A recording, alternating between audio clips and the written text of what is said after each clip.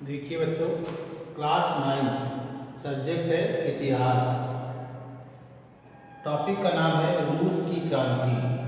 जो रूस की क्रांति हुई थी वो सन 1917 ईस्वी में हुई थी। ठीक है, कब हुई थी? सन 1917 ईस्वी में। और जो हमारा प्रथम विश्व युद्ध हुआ था वह 1914 से लेकर के 1918 के बीच हुआ था। तो जिस समय ये क्रांति हुई थी उस समय प्रथम विश्व युद्ध चल रहा था, समाप्त नहीं हुआ था। क्योंकि प्रथम विश्व युद्ध जो समाप्त हुआ 1918 में और उसी के बीच में 1917 में रूस में क्रांति हो गई थी। तो जो रूस देश था ये 1914 से 1918 तक प्रथम विश्व युद्ध हुआ था, इसमें वो सम्मिलित था। लेकिन बीच में वो 1917 में जब रूस में क्रांति हो गई तो वो प्रथम विश्व युद्ध से हट गया था। अब देखिए इस रूस की क्रांति के कारण क्या थे, अर्थात रूस में जो क्रांति हुई थी उसके क्या कारण थे, किस वजह से रूस में क्रांति हुई थी। तो देखिए सबसे पहले तो रूस की क्रांति के कारण,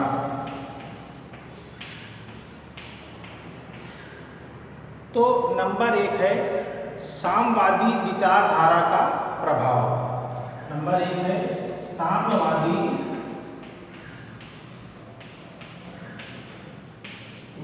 विचारधारा का प्रभाव। विचारधारा का प्रभाव देखिए औद्योगिक विकास के साथ ही रूस में साम्यवादी विचारधारा का प्रभाव प्रारंभ हो गया था। ठीक है, कारखानों के निकट रहने वाले हजारों जो श्रमिक और मजदूर थे वो राजनीतिक मामलों में रुचि लेने लगे थे। ठीक है, उन्होंने अपने क्लबों की स्थापना कर ली थी और इन क्लबों में कार्ल मार्क्स के साम्यवादी विचारधारा का प्रचार करने हेतु क्रांतिकारी नेताओं का जमाव होने लगा था।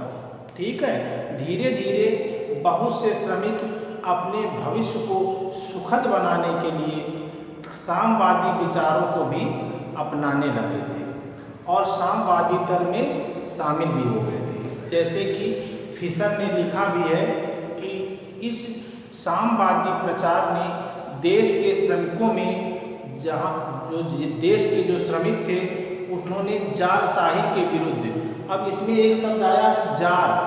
जार किसे कहते हैं? तो जार जो होते थे वो रूस के शासकों को जार कहा जाता था। ठीक है, रूस में जो शासन करता था, जो शासक होता था उसको जार कहा जाता था। तो वहाँ के श्रमिकों ने जारशाही के विरुद्ध घोर असंतोष और घृणा उत्पन्न कर दी थी। अर्थात वहाँ के जो श्रमिक थे उनके अंदर जारशाही के विरुद्ध घृणा पैदा हो गई थी, जिसके कारण लोग जारशाही शासन का अंत करने और क्रांतिकारियों का साथ देने के लिए तत्पर हो गए थे। ये एक कारण था। अब दूसरा देखिए, दूसरा कारण क्या था? दूसरा कारण था सन 1905 ईस्वी की क्रांति का प्रभाव। तो इसके पहले 1905 ईस्वी में एक क्रांति हुई थी रूस की। ठीक है, 1905 ईस्वी की क्रांति का प्रभाव। क्रांति का प्रभाव, इस क्रांति को हम खूनी क्रांति भी कहते हैं और ये रविवार के दिन हुई थी, इसलिए इसको रविवार की क्रांति भी कहते हैं। खूनी क्रांति क्योंकि इसमें मारकाट हुई थी, बहुत से लोग मारे गए थे, इसलिए इसको खूनी क्रांति कहते हैं। और ये रविवार के दिन हुई थी 1905 ईस्वी की क्रांति रूस में। ठीक है, इसलिए इसको रूस की क्रांति और रूस की 1905 की खूनी रविवार की घटना भी कहा जाता है। तो देखिए क्या हुआ था 1905 ईस्वी को। तो 1905 ईस्वी को रूस के देशभक्तों ने राष्ट्रीयता की भावना से प्रेरित होकर के, जो रूस के देशभक्त थे उन्होंने राष्ट्रीयता की भावना से प्रेरित होकर के स्वाधीनता के लिए जारशाही के विरुद्ध क्रांति कर दी। लेकिन इस क्रांति में उनको सफलता नहीं मिली। ठीक है, फिर भी रूसी जनता को अपने राजनैतिक अधिकारों का ज्ञान अवश्य हो गया था। वो मताधिकार और लोकतंत्र के महत्व को भली भांति से समझने लग गए थे और अब वो जारशाही को मिटा करके रूस में वास्तविक लोकतंत्र की स्थापना करने के लिए संघर्ष को प्रेरित हो गए थे। कौन? रूस के जो लोग थे। अगला है रूस में बौद्धिक क्रांति। नंबर 3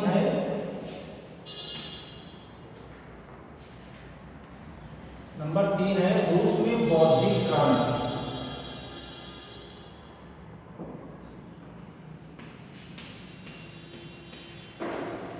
रूस में बौद्धिक क्रांति।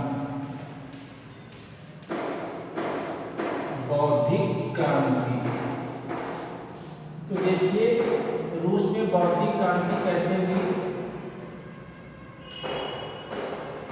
जिस समय फ्रांस में 1789 ईस्वी की क्रांति से पूर्व, क्योंकि मैंने बताया था कि जो फ्रांस की क्रांति हुई थी वो 1789 ईस्वी में हुई थी, तो उसके पूर्व एक बौद्धिक क्रांति हुई थी।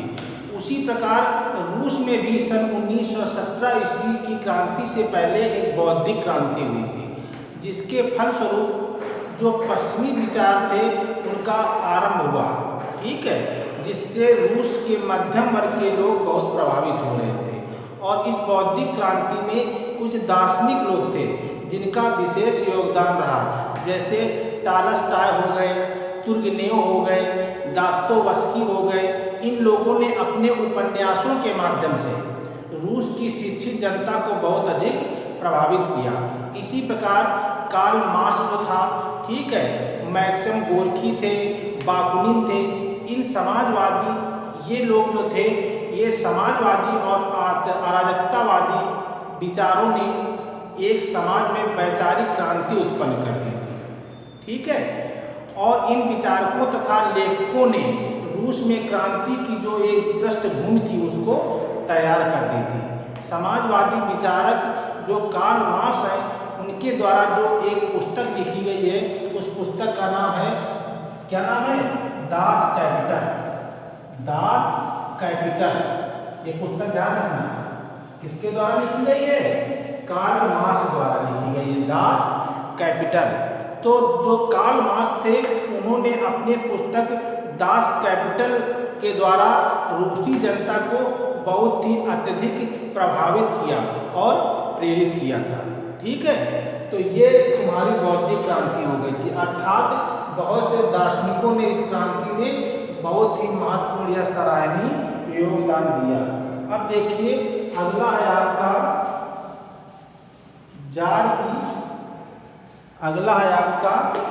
जार की दमनकारी नीति। जार की दमनकारी नीति, जार मतलब जो वहां का शासक था रूस का, जार की दमनकारी नीति।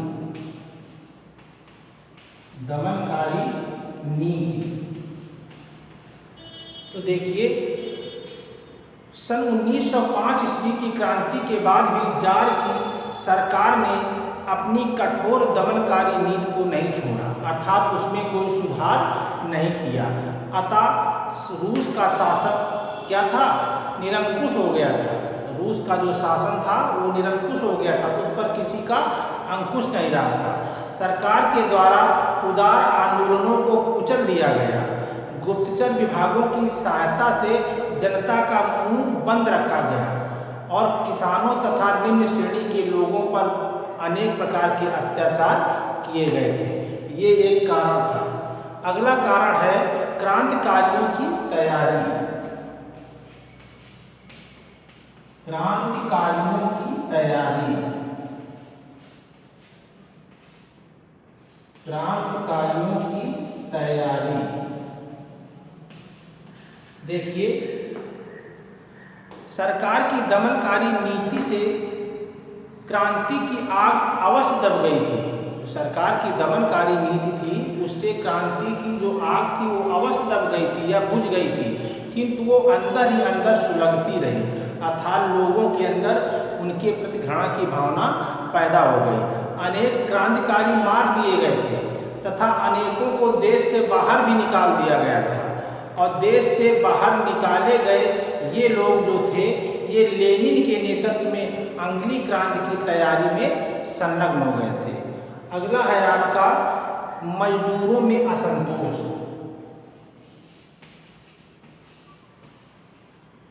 मजदूरों में असंतोष।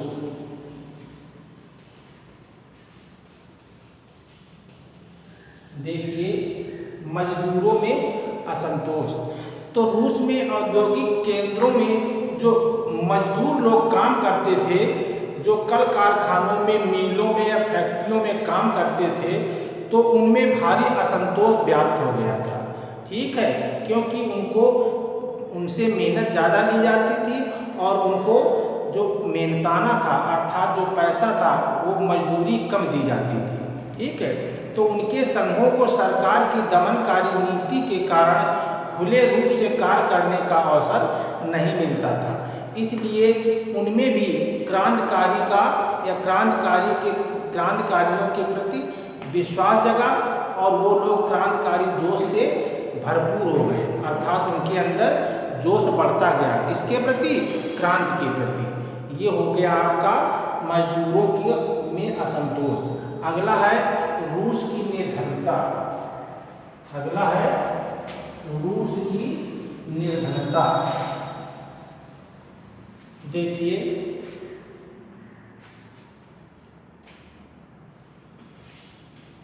रूस की निर्धनता अर्थात गरीबी। रूस की निर्धनता। तो देखिए, प्रत्येक प्रकार से पिछड़ा हुआ देश होने के कारण रूस की सरकार के पास कोई बड़ा युद्ध लड़ने के लिए अब साधन नहीं रह गए थे और उनको पैसे की बहुत ज़्यादा आवश्यकता थी। तो रूस की आवश्यकता थी कि वो शांति से रहे और स्वतंत्रता का वातावरण उत्पन्न किया जाए। ठीक है, और जिससे वहाँ की आर्थिक स्थिति उन्नत हो सके। तो ये रूस की निर्धनता का कारण था। इस वजह से भी क्रांति को बल मिला। अब देखिए, अगला है सामाजिक कारण। क्या है? सामाजिक कारण।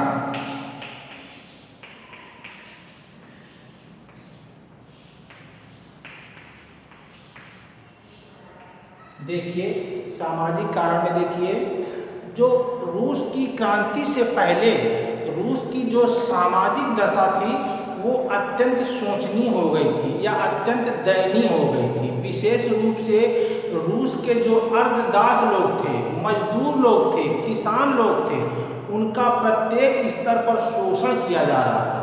ठीक है, और सामंतवादी प्रथा की समाप्ति के बाद भी किसानों की दशा में कोई विशेष परिवर्तन या कोई विशेष सुधार नहीं हुआ था। इस प्रकार मजदूरों की स्थिति अत्यंत दयनीय हो गई थी। इससे रूस की अधिकांश जो जनता थी वो जारशाही शासन के प्रति विद्रोह करने की भावना से उत्पन्न होती जा रही थी, अर्थात जारशाही के विरुद्ध विद्रोह करने के लिए तत्पर हो रही थी। ये एक सामाजिक कारण था। अब देखिए, अगला है आर्थिक कारण।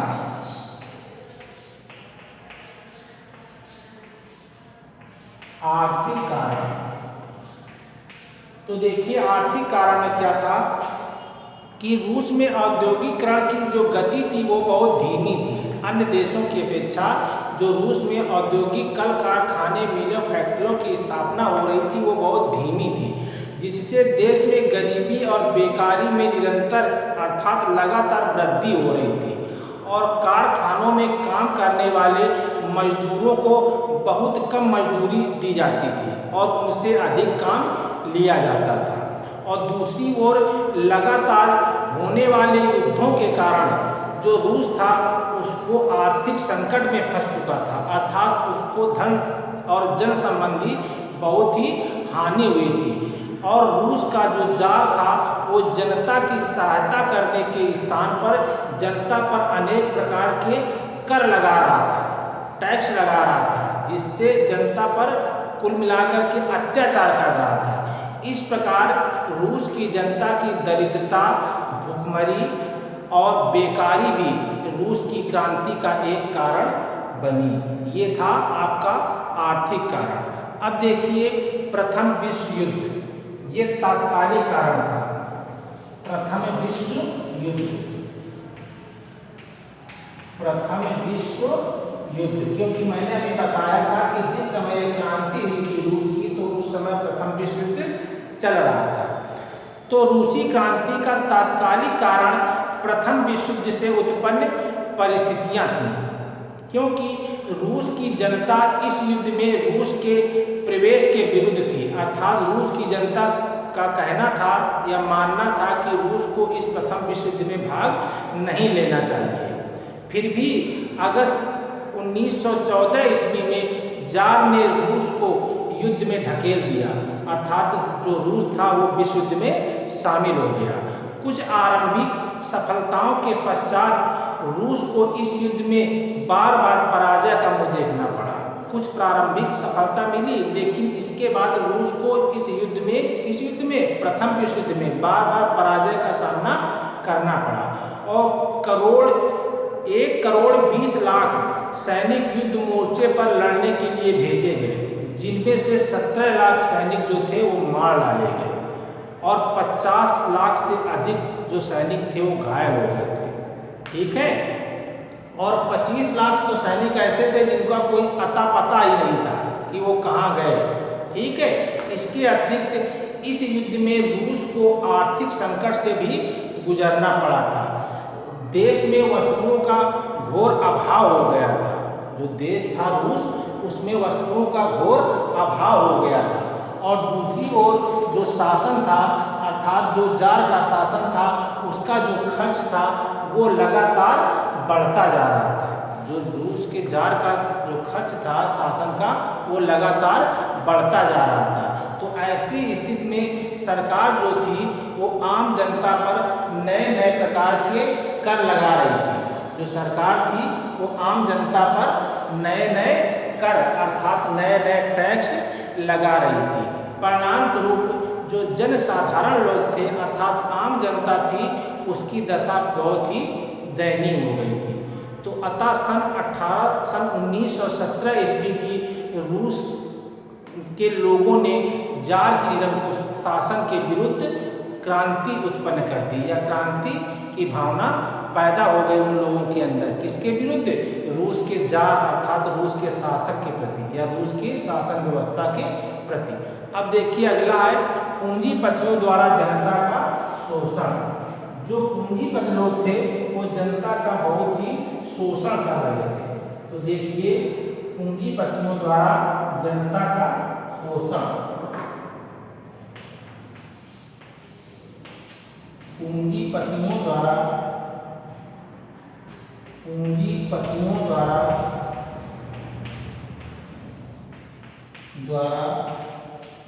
जनता का शोषण। जनता का शोषण।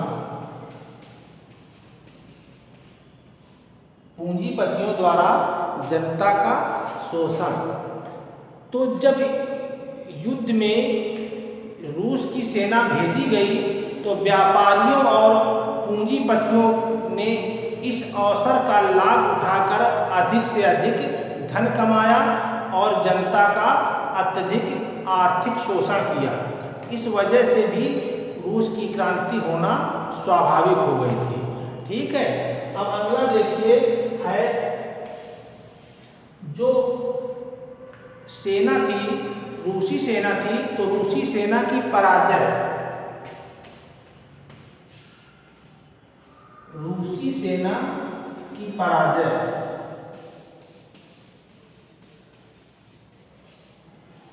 रूसी सेना की पराजय।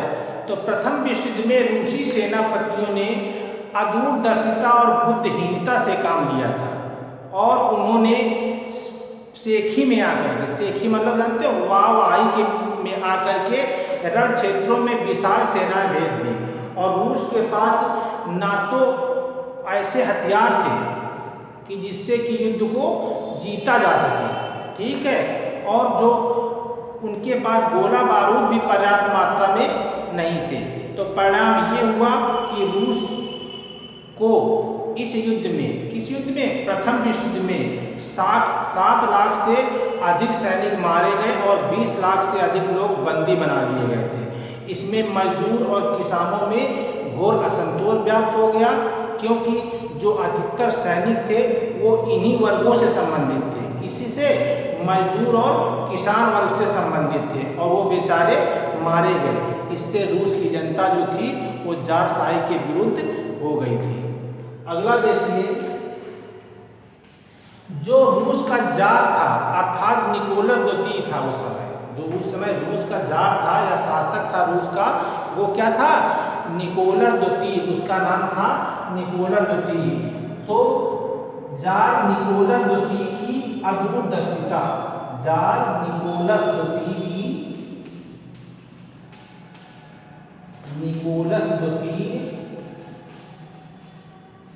की अदूरदर्शिता,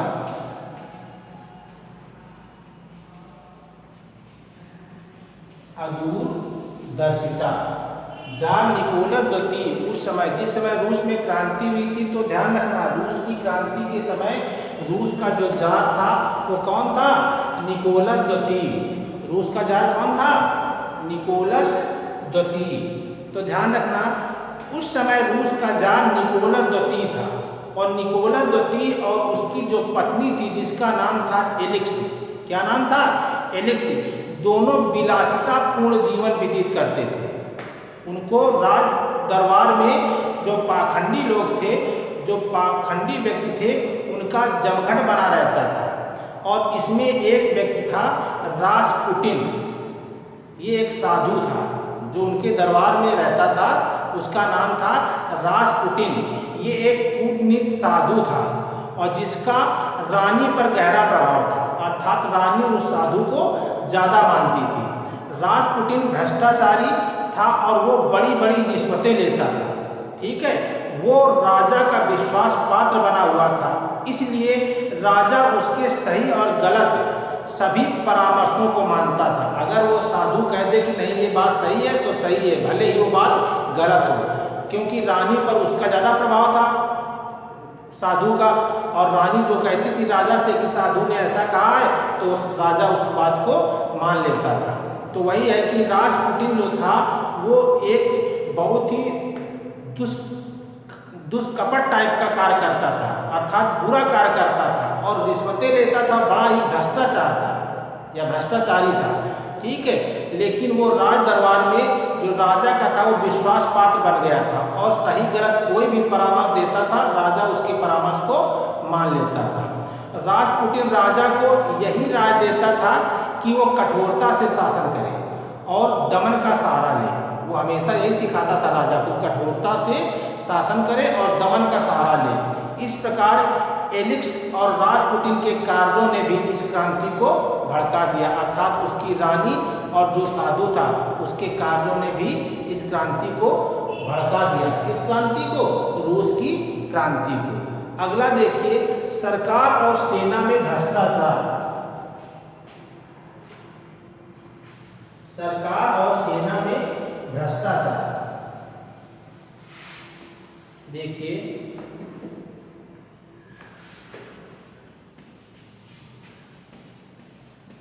सरकार और सेना दोनों में भ्रष्टाचार था, ठीक है। सरकार और सेना में भ्रष्टाचार।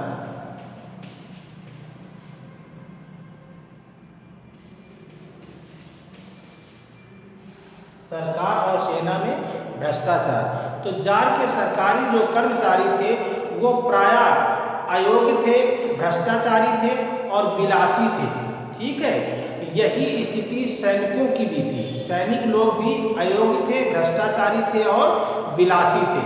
तो सरकार और सेना किसी भी विद्रोह को दबाने में असमर्थ थी, क्योंकि उस सरकार भी भ्रष्टाचार थी और उस सरकार की जो सेना भी वो भी भ्रष्टाचार थी।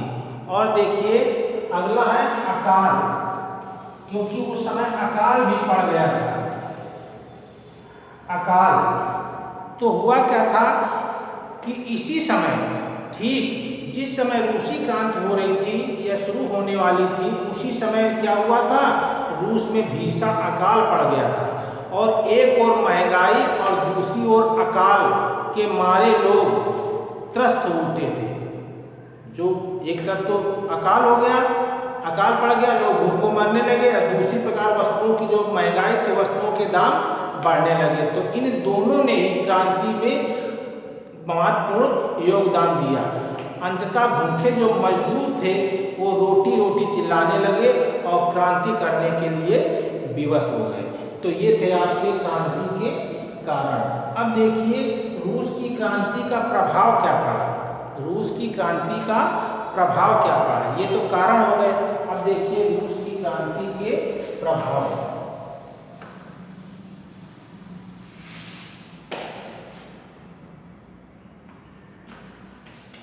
प्रभाव क्या पड़ा,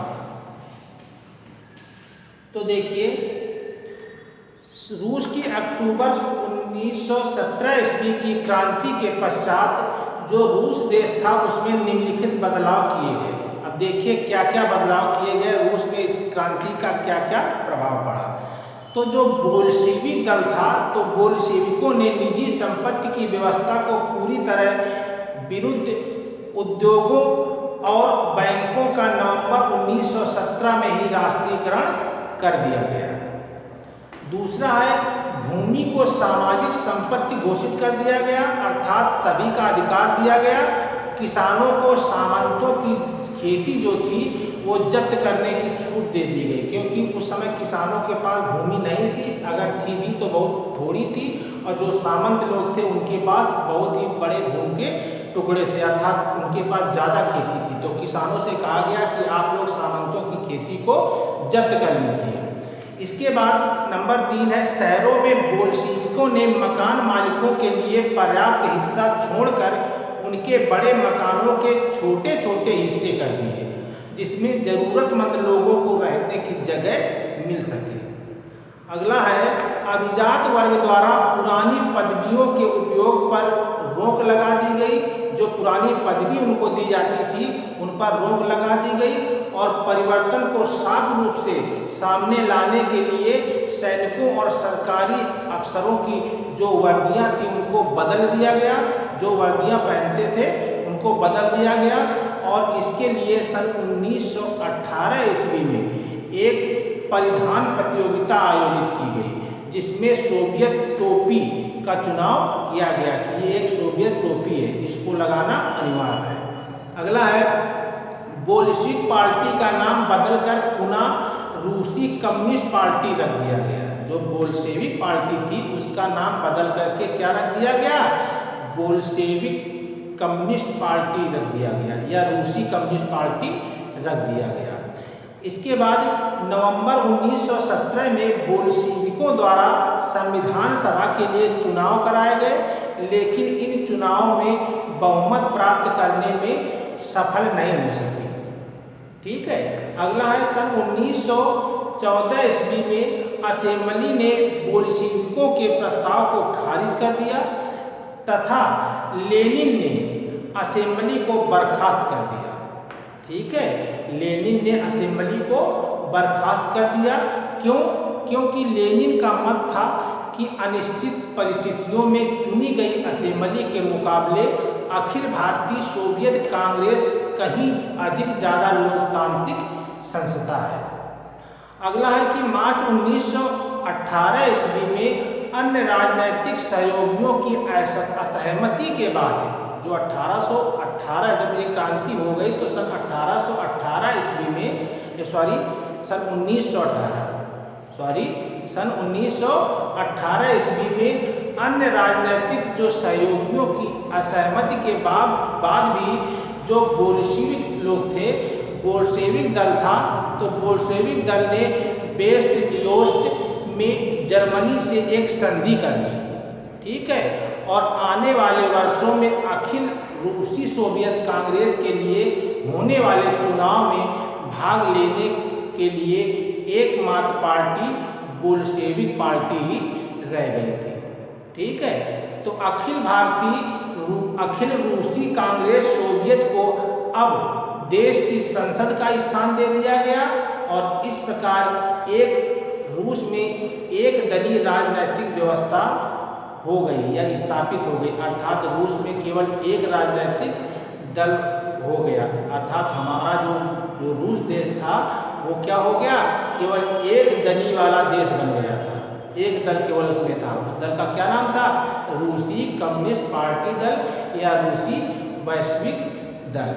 ठीक है, ये हो गया आपका रूसी क्रांति और उसके प्रभाव।